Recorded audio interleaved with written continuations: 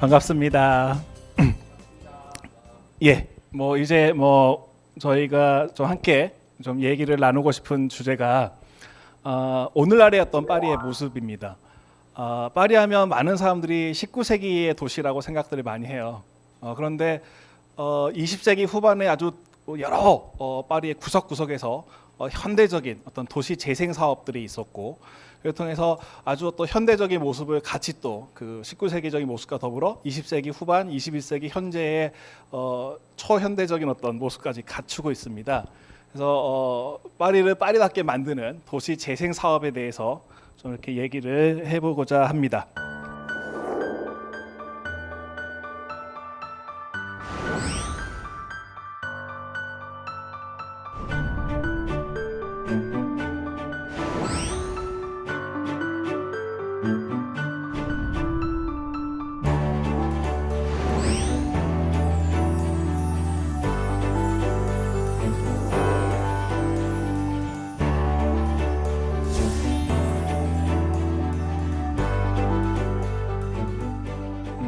일단 도시 재생 사업이라는 게 무엇이냐? 오늘날 한국의 언론에서도 많이 하고 보도를 하고 있고, 서울시에서도 여러 군데 도시 재생 사업이라는 걸 하고 있고, 여러 도시에서 진행 중입니다.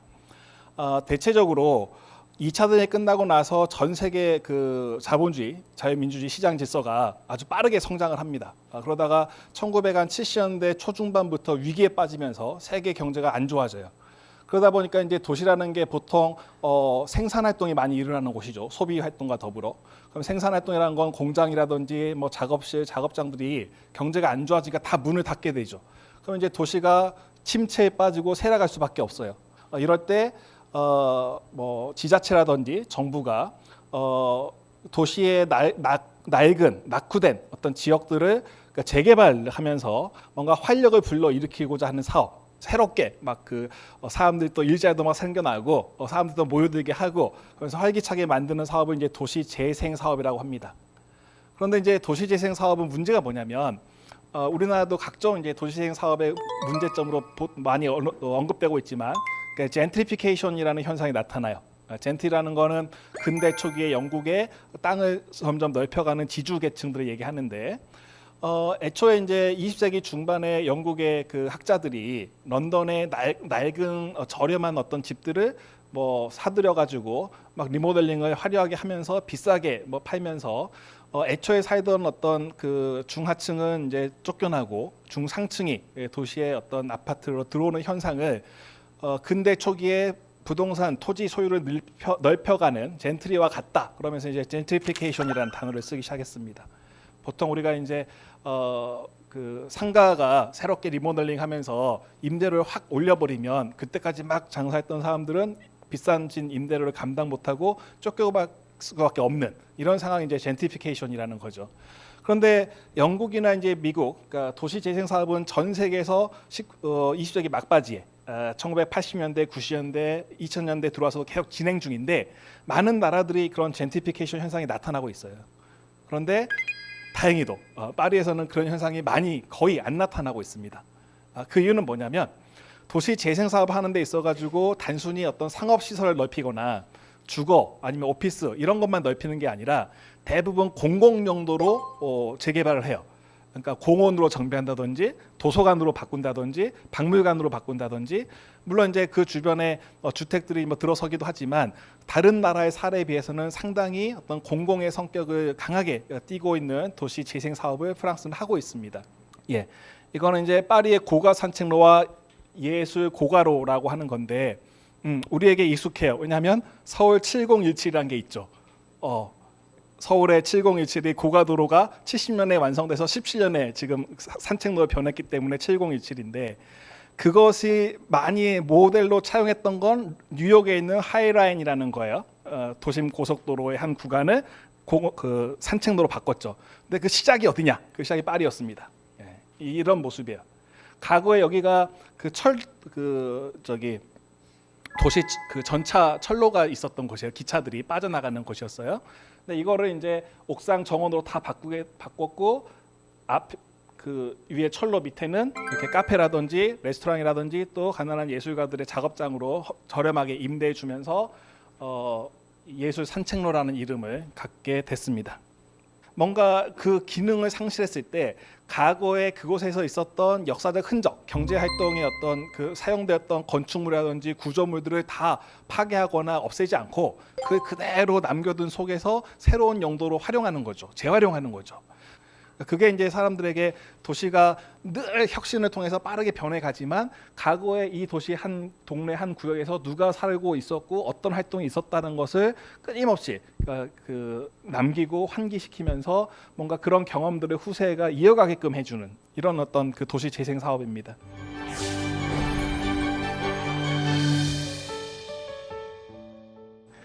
여기가 이제 보브르 구역이라고 도심 한가운데 되게 낙후된 어떤 구역이었어요. 그래서 이제 자동차 주차장으로 쓰거나 거의 뭐 그 쓰레기처럼 이 생활 폐수들을 막 이렇게 막 모아놓고 이렇게 쓰고 있다가 이것도 이제 1970년대에 그 도시 재생 사업을 해가지고 이렇게 변합니다. 네, 파리에 여행 가면 보통 가서 사진도 많이 찍고 하는 이제 뽕피두 센터이죠.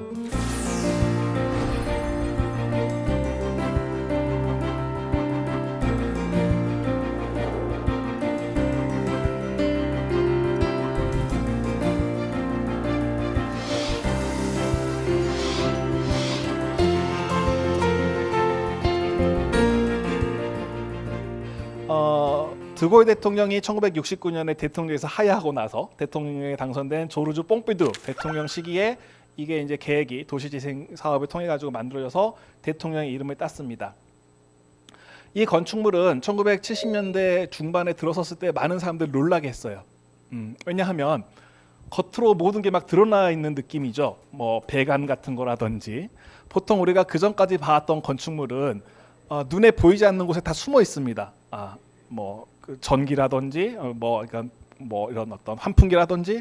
근데 이거는 이제 밖으로 뭐 골격 형태를 많이 뺀 거죠. 그래서 상당히 어떤 새로운 형태의 건축물이었는데 건축가들의 모든 꿈은 자기가 정말 후세에 길이길이 남을 만한 아주 유명한 건물을 짓는 걸 거예요. 그래서 자기에게 할당되어 있는 어떤 건축 대지, 그러니까 모든 걸 활용해서 하나라도 더 막 잘 만들고 싶었겠죠. 그런데 이걸 만든 건축가들은 앞에 광장터로 많은 부분을 비워둡니다. 애초에 이제 그 여기 넓은 어떤 터에서 그러니까 그 건축물이 이제 들어서고 앞에는 넓은 광장으로 비워뒀어요.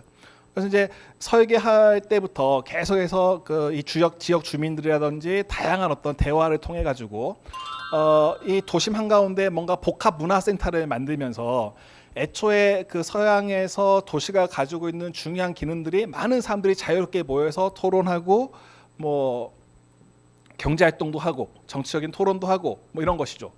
이게 기원이 이제 고대 그리스의 아테네의 뭐 아고라 같은 것이 있고 로마 시대 때 포럼 이런 것들이 있고 자연스럽게 시민들이 도시에서 만나서 이렇게 중세 때도 보통 교회 앞에 광장들이 보통 만들어지고요. 그래서 광장이란 건 도시 생활에 아주 중요한 어떤 역할을 하죠. 그래서 넓은 어떤 부지에 건축물과 함께 광장을 정비했고 이 뽕피두 센터는 뭐 도시 한가운데 여러 가지 복합적인 문화 설비들을 갖추고 있습니다. 현대 미술관도 이 안에 있고 극장도 이 안에 있고 뭐 음악 연주실도 이 안에 있고 뭐 도서관도 있고 공공 도서관이라는 게 이 안에 크게 있어가지고 누구나 다 들어가서 뭐 이렇게 도서관을 이용할 수 있게 됐습니다.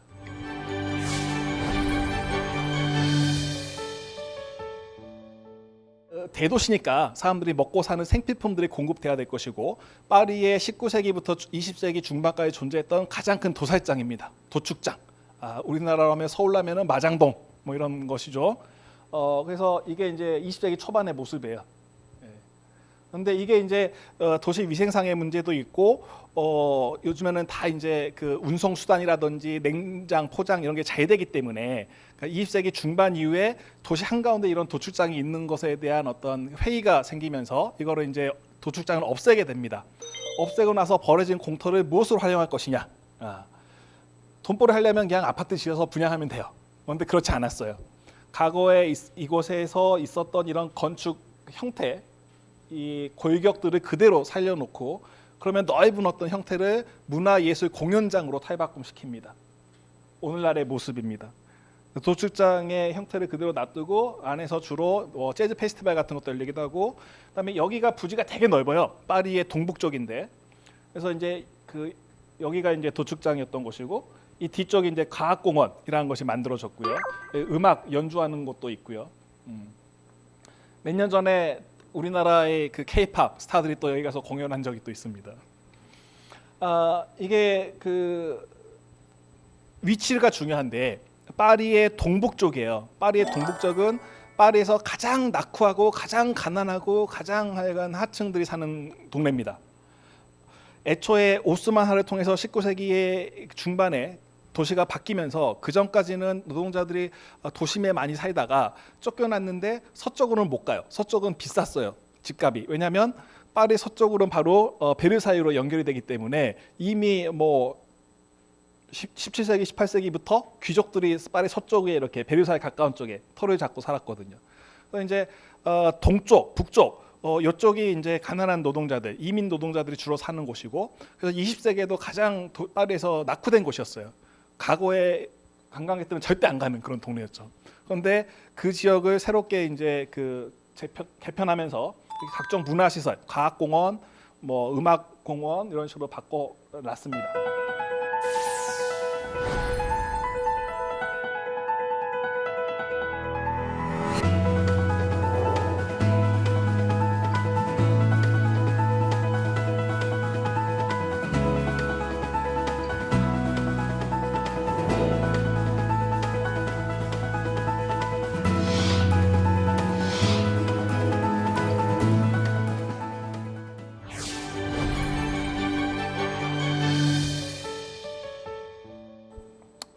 예, 그다음에 이제 베르시라고 하는 곳인데요. 애초에 이 베르시라고 하는 지역은 포도주 창고 저장고였어요.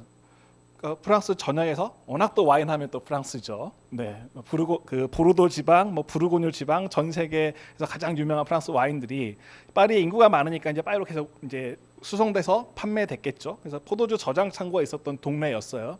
근데 그 지역이 더 이상 기능을 상실하죠. 왜냐하면 이제 뭐 바로 차로 현지에서 뭐 대형 슈퍼마켓으로 납품을 하게 되고, 과거에는 이제 뭐 19세기에는 기차로 이렇게 큰 통으로 실어 날라서 여기서 저장했다가 또 판매를 했지만, 그래서 이제 이런 기능들이 사라졌지만 과거에 이곳에서 이런 경제적 기능을 했다라는 것을 그대로 보여주기 위해서 건축물들을 허물지 않습니다. 건축물을 그대로 놔두면서 이거를 그러니까 이제 뭐 저렴하게 뭐 가난한 예술가들이라든지 조그만 공방, 예술 공방이라든지 그런 쪽에 이제 임대를 많이 해주면서 경제적인 활동을 계속 이어가게 하고요.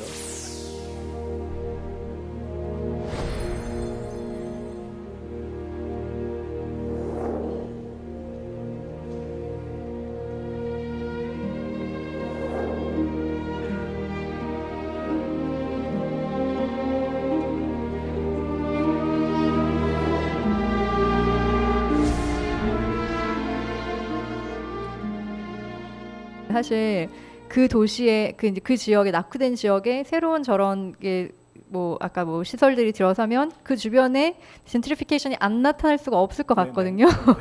그런 상황에 대해서 지금 파리의 상황은 어떤지, 그리고 어떻게 대처하는지 굉장히 궁금합니다.